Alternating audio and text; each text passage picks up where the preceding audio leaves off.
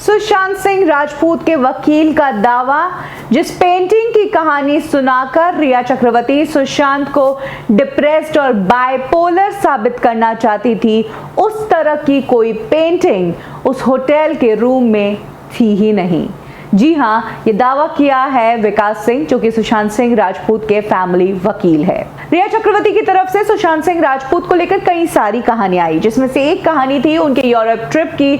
उन्होंने बताया था कि इटली के फ्लोरेंस में वो पलाजो मैग्नानी फेरोनी होटल में रुके थे। ये होटल एक हिस्टोरिकल होटल है, यहाँ पर अलग अलग तरह की पेंटिंग्स और स्टैच्यूज हैं। इस होटल में रहकर अकॉर्डिंग टू रिया, सुशांत ने कहा कि यहाँ कुछ अजीब है।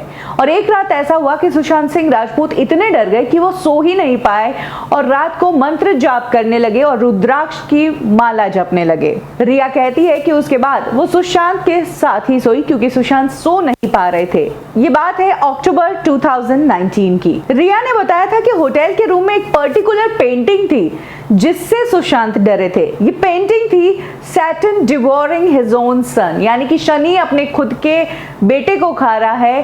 इस पेंटिंग को देखकर सुशांत सिंह राजपूत डिस्टर्ब हो गए थे और जिसके बाद उनके साथ ये सारे सिम्टम्स हुए और उन्हें अपनी ट्रिप को कट शॉर्ट करके फिर से इंडिया लौटना पड़ा था। अब विकास सिंह ने एक इंटरव्यू दिया है जिसमें उन्होंने इस बात का खुलासा किया है कि उन्होंने पलाजो मैग्नानी फेरोनी होटल पर कॉल करके सुशांत और रिया जिस रूम में ठहरे थे उसकी डिटेल्स पूछी और उसके लिए पूछा कि क्या वाकई में आपके रूम में कोई ऐसी पेंटिंग है। तो होटल अथॉरिटीज की तरफ से कहा गया कि उनके रूम में ऐसी कोई पेंटिंग नहीं है। जिस रूम में सुशांत और रिया रुके थे उसमें Saturn devouring his own son जैसी पेंटिंग है ही नहीं। जी हाँ, ये खुलासा आज विकास सिंह ने किया है।